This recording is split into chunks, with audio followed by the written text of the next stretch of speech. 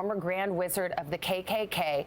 You said 3 times in this interview, I don't know who David Duke is, and you refuse to disavow or distance yourself from him. Now, a lot of people are scratching their heads over that because, number one, you disavowed David Duke 2 days prior.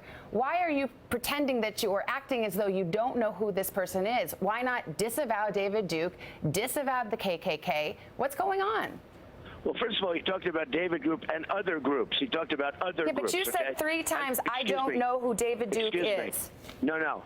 Well, I know who he is, but I never met David Duke. So when you talk about it, I never met David Duke. But in 2000, you refused to run on the Reform Party platform because David Duke was a member of it. David Duke a day before at a major press conference, and I'm saying to myself, how many times do I have to continue to disavow people?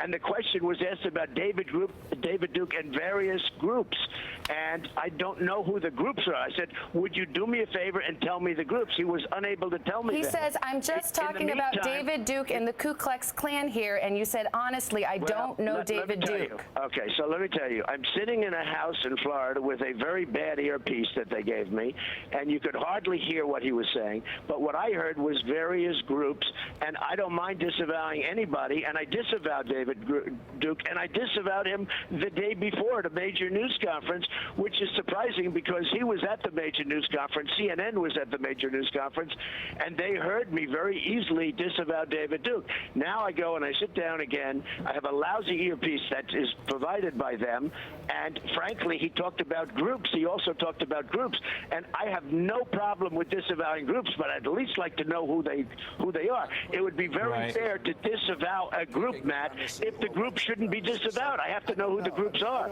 but I disavowed David Duke. Now, if you look on Facebook, right after that, I also disavowed David Duke. When we looked at it and looked at the question, I disavowed David Duke. So I've disavowed David Duke all weekend long on Facebook, on Twitter.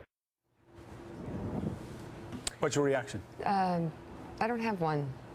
Joining us on set, MSNBC's Steve Kornacki, and from San Antonio, Texas, NBC News correspondent Hallie Jackson. Hold on. What's your reaction?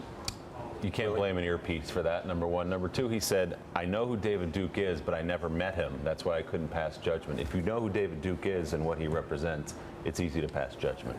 Okay.